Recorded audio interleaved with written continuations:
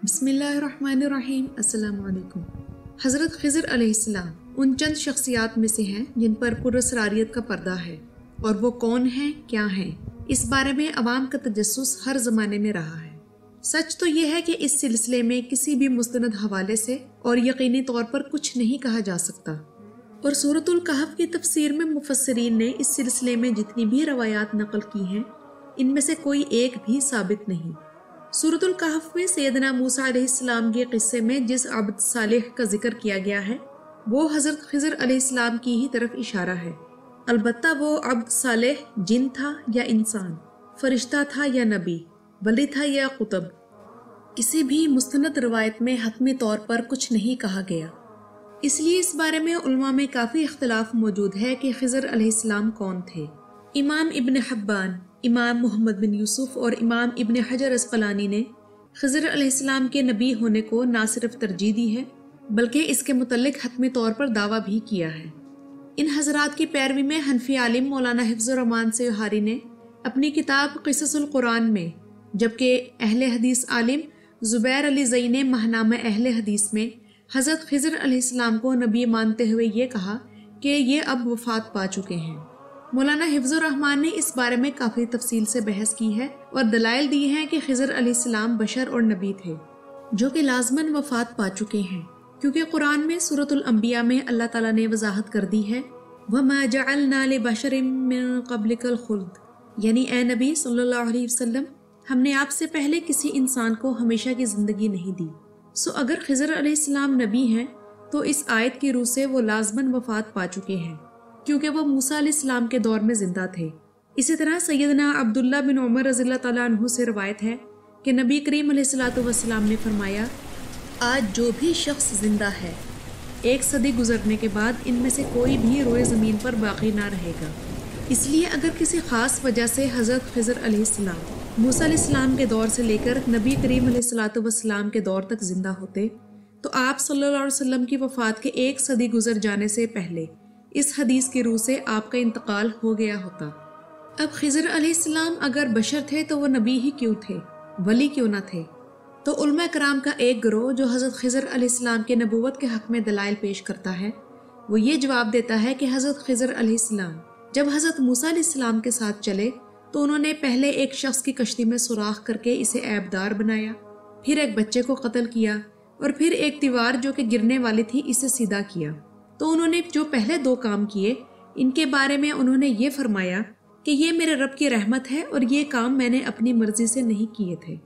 अब जाहिर सी बात है कि औलिया कराम को कश्फ और इल्हाम होता है, तो सिर्फ कश्फ और इल्हाम की वजह से क्या कभी वली को किसी ने कत्ल करते देखा है, या किसी की ज़ाती चीज़ किसी वली ने इसलिए तोड़ फोड़ दी हो कि मुझे इल्हाम हुआ है? कभी भी नहीं। इसलिए हज़रत ख़िज़र अलैहिस्सलाम के कामों से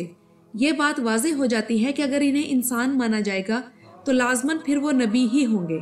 मगर इनकी शरीयत हज़रत मूसा अलैहिस्सलाम की शरीयत से अलग होगी।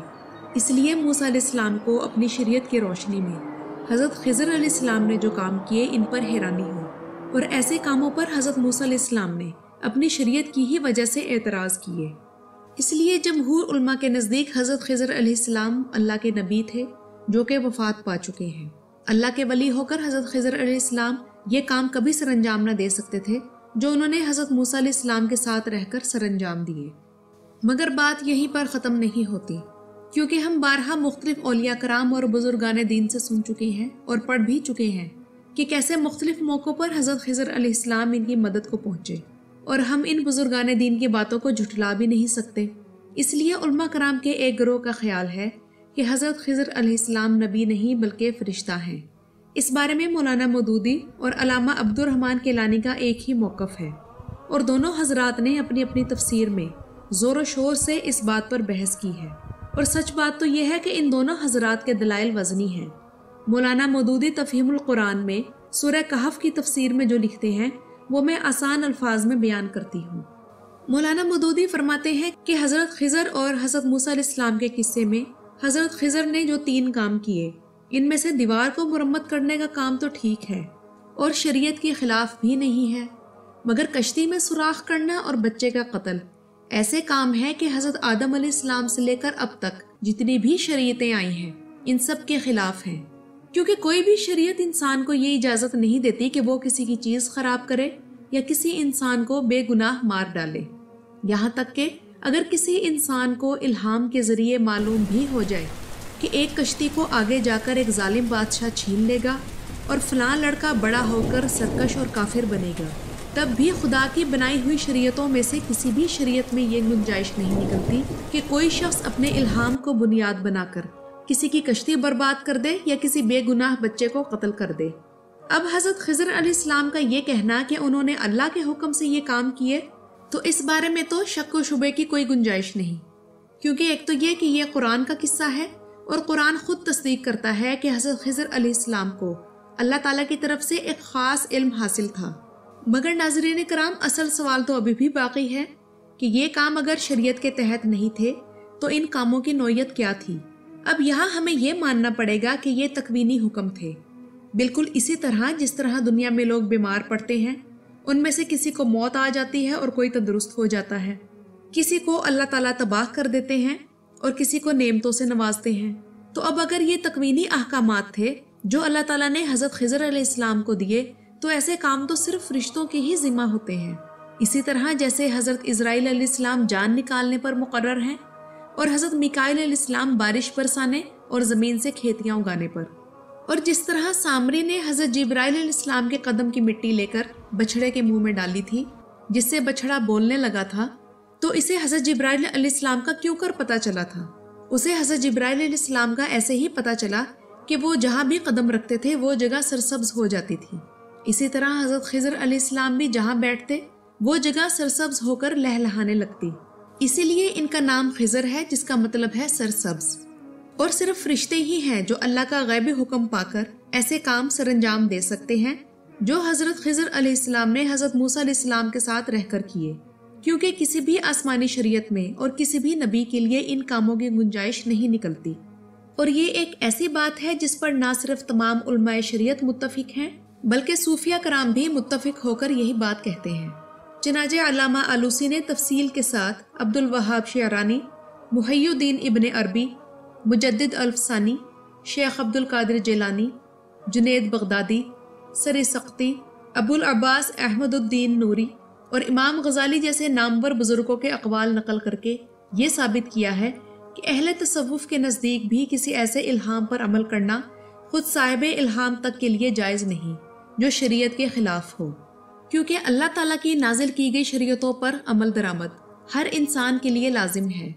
اور اگر ہم حضرت خضر علیہ السلام کو انسان مانیں تو ان پر بھی شریعت کے احکامات ہی لاگو ہوں گے، اور اگر ہم انہیں فرشتہ مانیں تب یہ بات سمجھ میں آتی ہے کہ وہ حضرت موسیٰ علیہ السلام پر نازل کی گئی شریعت کے مکلف نہیں تھے۔ مگر یہاں یہ اعتراض بھی نکالا جاتا ہے کہ حضرت خضر علیہ السلام کے لیے قرآن نے عبد کا لفظ استعمال کیا ہے جس کا مطلب ہے بندہ، مگر قرآن پر کئی جگہوں میں فرشتوں کے لیے بھی یہ لفظ استعمال ہوا ہے۔ مثال کے طور پر سورۃ الانبیاء کی آیت نمبر 26 اور سورۃ الزخرف کی آیت نمبر 19۔ اس کے علاوہ کسی بھی صحیح حدیث میں نبی کریم علیہ الصلوۃ والسلام سے کوئی بھی ایسا ارشاد منقول نہیں ہے جس میں وضاحت کے ساتھ حضرت خضر علیہ السلام کو نو انسانی کا ایک فرد قرار دیا گیا ہو۔ اس حوالے سے مستند ترین روایات وہ ہیں جو حضرت سعد بن جبیر، حضرت ابن عباس، حضرت ابی بن کعب اور رسول اللہ صلی اللہ علیہ وسلم کی سند سے آئمہ حدیث کو پہنچی ہیں۔ ان میں حضرت خضر کے لیے صرف رجل کا لفظ آیا ہے جو اگرچہ مرد انسانوں کے لیے استعمال ہوتا ہے مگر صرف انسانوں کے لیے مخصوص نہیں ہے۔ چنانچہ خود قرآن مجید میں یہ لفظ جنوں کے لیے بھی آیا ہے جیسا کہ سورۃ الجن۔ اس کے علاوہ اگر کوئی فرشتہ یا کوئی جن یا کوئی غیر مرئی وجود انسانوں کے سامنے آئے گا تو وہ انسانی شکل ہی میں آئے گا، اور اس حالت میں اس کو بشر یا انسان ہی کہا جائے گا۔ حضرت مریم علیہ السلام کے سامنے جب فرشتہ آیا تھا تو قرآن اس واقعے کو یوں بیان کرتا ہے، فَتَمَثَّلَ لَهَا بَشَرًا سَوِيًّا۔ اس آیت میں فرشتے کے لیے بشر کا لفظ استعمال ہوا ہے۔ اس لیے حضرت خضر اور حضرت موسیٰ علیہ السلام کے قصے کے حوالے سے حضور صلی اللہ علیہ وسلم کا یہ ارشاد کہ وہاں انہوں نے ایک مرد کو پایا، حضرت خضر علیہ السلام کے انسان ہونے پر دلیل نہیں ہے۔ اور حضرت خضر علیہ السلام کے ذات کے حوالے سے تمام پریشانی کا خاتمہ اسی صورت میں ہوتا ہے جب ہم انہیں فرشتہ تسلیم کریں یا اللہ کی کوئی ایسی مخلوق سمجھیں جو انسانی شریعتوں کی پابند نہیں बल्कि अल्लाह की मर्जी के मुताबिक हुक्म सर अंजाम देती है। अब बात रह जाती है उन रवायात की जिनमें हज़रत खिज़र अलैहिस्सलाम के वालिदैन का नाम और शजरा नसब तक बयान किया गया है। तो जैसा कि तफसीर कुर्तुबी में खिज़र अलैहिस्सलाम के मुख्तलिफ नसब जिक्र किए गए हैं, इनमें से एक नसब कुछ यूँ है: एलिया बिन मलकान बिन फालिक बिन शालिख बिन अरकहश्त बिन साम बिन नूह। इस नसब के हिसाब से हज़रत खिज़र अलैहिस्सलाम और सैयदना नूह अलैहिस्सलाम के दरमियान सिर्फ 5 पुश्तों का फ़र्क है। तो क्या ये मुमकिन है कि हज़रत खिज़र अलैहिस्सलाम कई सदियों का सफ़र करके हज़रत मूसा अलैहिस्सलाम के ज़माने में पहुंच जाते हैं? ज़रा सा गौर किया जाए तो इस तरह की रवायात खुद ब खुद गैर साबित हो जाती हैं। इसी तरह तफसीर कुर्तुबी में एक गैर साबित शुदा रवायत में यह भी बयान हुआ है कि खिज़र अलैहिस्सलाम के वालिद बादशाह जबकि वालिदा फ़ारसीउल असल थीं।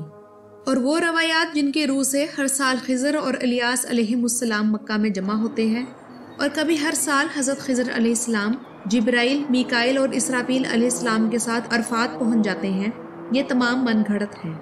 मुख्तसरन ये कि मुफस्सिरीन कराम की किताबों में हज़रत खिज़र अलैहिस्सलाम से मुतल्लिक तमाम हैरत अंगेज़ रवायात गैर साबित हैं। खिज़र अलैहिस्सलाम से मुतल्लिक दुरुस्त बात यही है कि वो सैयदना मूसा अलैहिस्सलाम के दौर में एक अब्द सालिह थे जिनको अल्लाह ने तकवीनी इल्म अता फरमाया था। उनके वली या जिंदा होने का कोई सबूत या शहादत मौजूद नहीं। जमहूर के नज़दीक वो नबी थे जो कि वफात पा चुके हैं, जबकि उलमा कराम के एक दूसरे ग्रोह के नज़दीक वो फरिश्ता थे जो कि अल्लाह ताला की तरफ से मूसा अलैहिस्सलाम की तरफ चंद तकवीनी अमूर अंजाम देने के लिए भेजे गए थे। वीडियो पसंद आई हो तो इसे लाइक और शेयर ज़रूर कीजिएगा, और अगर चाहें तो मेरे चैनल को सब्सक्राइब कर लीजिए और बेल आइकन के निशान को क्लिक करना मत भूलिएगा। शुक्रिया।